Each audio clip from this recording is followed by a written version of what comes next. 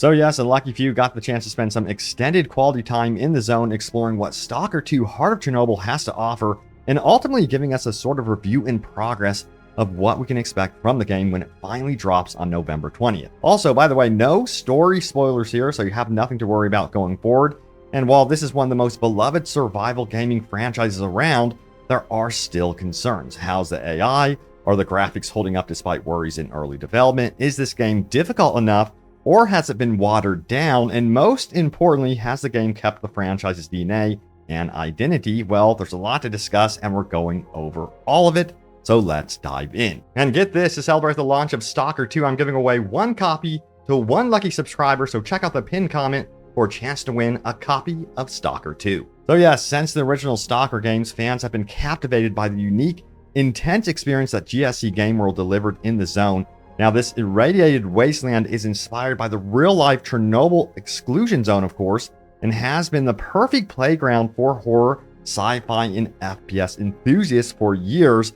And with Stalker 2 Heart of Chernobyl, GSC Game World is going all out to craft a survival horror experience like any other, blending elements of realism, open world exploration, and spine-chilling atmosphere. So let's talk about what we can expect. So we're going to start out with the zone. So what's so different here from the first game? So at the core of the Stalker series is, of course, a zone, a contaminated, eerie wasteland surrounding the Chernobyl nuclear power plant. In the game's universe, a second explosion has mutated the area, turning it into an environment filled with anomalies, radiation, mutated creatures, and various factions struggling for control and survival. Now, with Stalker 2, GSC has taken their environmental design to new heights, and overall players are very impressed with what they have experienced thus far in the zone. With the dark, gritty tone, it is still very open, yet very detailed. This is a very handcrafted world, by the way, which I think is fantastic. I would take that over any procedurally generated world any day. And get this, the developers have also mentioned that Stalker 2 is one of the largest open world games they've ever created. Players will be roaming through dilapidated towns, haunted forests, and industrial complexes, each meticulously created and detailed to give players the feeling of isolation and dread that the zone is known for. So it's nice to see that they've been able to carry that over from Stalker 1, the original, into Stalker 2. This time around, the game is built using Unreal Engine 5, which allows for high levels of detail and dynamic lighting. Everything from the smallest debris to the crumbling buildings is brought to life with photorealistic visuals and cutting-edge physics. Now, there was a little bit of worry when this game was initially revealed that it looked a bit rough. Well, seems like those concerns are completely gone. The visual fidelity is impressive, with dynamic day-night cycles and weather effects that affect gameplay. Heavy rain, dense fog, and eerie lightning storms add to the immersive atmosphere, creating situations where players may lose visibility or need to find shelter to avoid exposure. This goes to show that graphics can affect gameplay, and it seems like in very big ways in Stalker 2. And we got to talk about the living ecosystem in Stalker 2. Now, Stalker 2 promises a highly interactive environment that reacts to the player's decisions and in-game events. The developers have brought back what is called A-Life 2.0 system, which is an evolution of the original game's AI mechanics. Now, A-Life 2 simulates a living, breathing ecosystem in the zone where NPCs, wildlife, and anomalies interact independently of the player. This means that mutants hunt for prey, NPCs go about their lives, and anomalies can spontaneously appear, creating a world that feels alive or undead, even when you're not around. There's no scripting here. If you take a different route or show up later, events could unfold entirely differently. And there was a case of this where one of the demonstrations had an instance where one of the NPCs that you were supposed to be protecting died when you were away, and it kind of like cut off the mission structures. So yes, this is a very living, breathing world, and very dangerous as well. If you step away, things can still unfold even outside of your gaze, which I think is very, very cool. Now, this enhanced AI ecosystem means that players can experience unexpected encounters. For example, if you clear a camp of enemies, another group might take over if you return. Or if a mutant nest is near an NPC camp, the two groups might clash while you're off elsewhere, leading to new opportunities or challenges when you revisit the location. And the idea is to continuously have this emergent dynamic gameplay with the system, and it's going to keep, hopefully, players engaged with encounters and unique situations throughout each playthrough. That's kind of the idea. Yes, this is a single player centric game, so you really have to up that replay value by having really, really good AI. But you know what? This also connects to another element of the game, the factions. So let's talk about it. So yeah, you're not alone in the zone in Stalker 2. Factions play a massive role, each with its own motives and agendas. Some are friendly, while others are hostile. The main factions include the following: the military, a highly trained force tasked with keeping the zone in check, but often despised by other groups for their brutality. We got the Stalkers, of course, freelancers and adventurers who scour the zone for valuable artifacts and anomalies. We got Freedom and Duty, two opposing factions with radically different philosophies. Freedom believes in an open zone where knowledge is free, while Duty wants to contain and destroy the zone to protect the outside world, which would definitely make for some very interesting storytelling for sure. And then we have the Monolith, which is a cult-like faction that worships the zone and will stop at nothing to defend its secrets. So it's going to be fun to see how they play off each other and interact with you, the player, as well. Now, these factions aren't just window dressing. Your interactions with them affect the game's progression. Help one faction too often, and another might become hostile, creating complex layers of diplomacy and conflict. Faction alliances and rivalries will influence mission choices, access to certain areas, and even what equipment you can buy. So again, there's a lot of gameplay implications here with factions as well. It's not like you're just going to be roaming around doing whatever you want. There could be potential consequences. Now, let's talk about survival mechanics. Now, in the zone, survival is as much about careful planning as it is about skill. Stalker 2 introduces several hardcore survival mechanics that players need to master. We got radiation and anomalies. So radiation is absolutely everywhere and it's a constant threat. So players must use protective gear, anti-radiation medicine, and various other tools to survive. But for anomalies, these are strange physics-defying phenomena caused by the zone's radiation. They are deadly, but often conceal rare artifacts. Now, artifacts can enhance your abilities, but collecting them is dangerous and usually requires using a detector to locate and navigate anomalies safely. But we also got health, hunger, and stamina, and we're going to talk a little bit more about weapons and gear customization in a moment. But in addition to radiation, players will have to manage hunger, thirst, and stamina. Now, these attributes drain over time, meaning players must eat, drink, and rest. Hunger or thirst can reduce your health. Stamina affects how quickly you can run or escape danger, and sleep deprivation can lead to hallucinations or impaired performance. But a lot of you guys are also wondering, hey, how difficult is this game? So yes, this game is expected to be challenging and difficult. You have been warned. From those that have already played it, they have indicated that yes, it is a very challenging game. One of the tougher games that they have actually played in the survival FPS space. So, in my opinion, that's good news. That's keeping up with what Stalker as a franchise is all about. You don't want a watered down experience.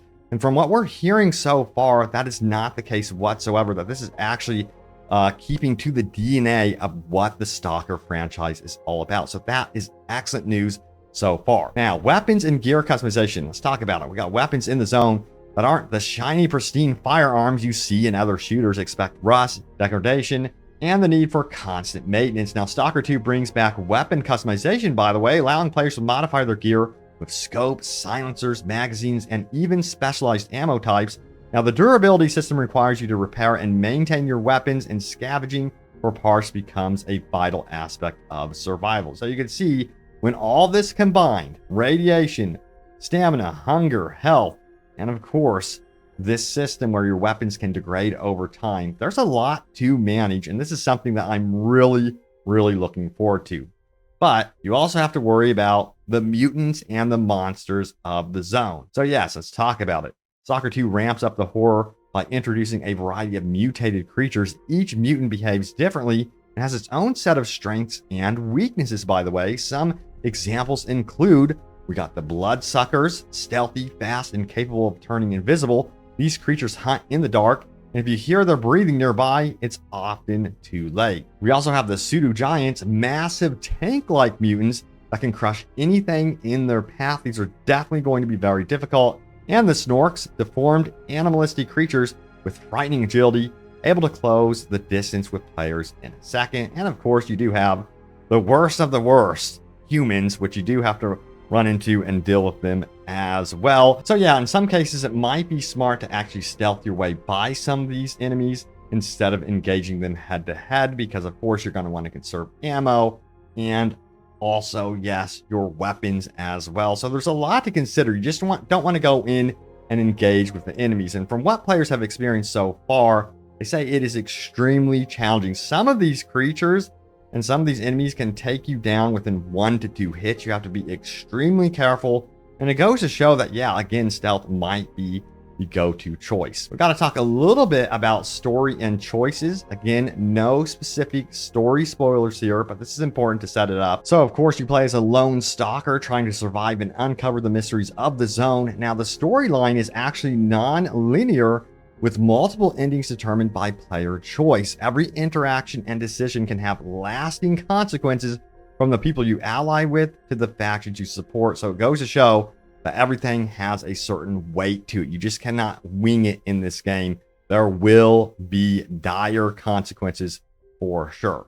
Yeah, you know what? Let's talk a little bit about exploration and side quests as well. Beyond the story, the zone is full of secrets, of course. Exploring is essential to the Stalker experience, and Heart of Chernobyl is no different. Side quests offer valuable rewards and lore, but they also pose significant risks.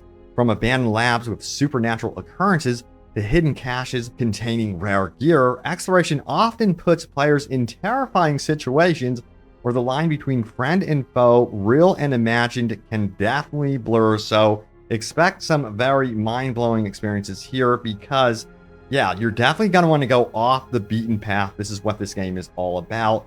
And from what we have heard from players that have already played the game, it is a joy to explore this horrific, beautiful, strange world so far. So that is excellent news. We got to talk a little bit about the immersive world building going on, and that involves graphics and audio. So yeah, Stalker 2 leverages photogrammetry. I'm sure you've heard of this before, and high resolution textures to create an environment that looks almost hyper realistic.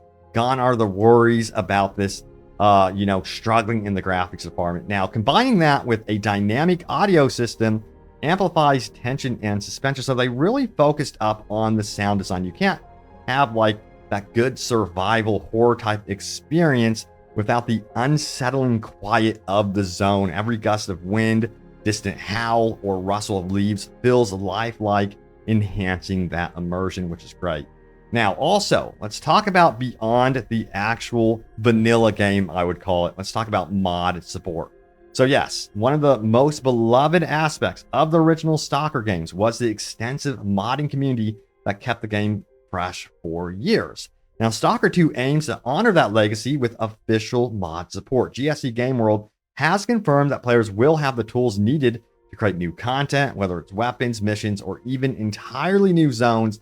So yes, I think that this game will have a very long lifespan just because of the modding community. Still to this day, players are very engaged in the world of Stalker because of the vibrant mod support that game has received. So I would expect on PC that this game would potentially have a very, very long lifespan. So yes, Stalker 2 is shaping up to be a highly immersive, tense, and deeply atmospheric survival experience. Now, GSC Game World seems to be taking every measure to capture the essence of what made the original series so beloved, while pushing the technical boundaries to new heights.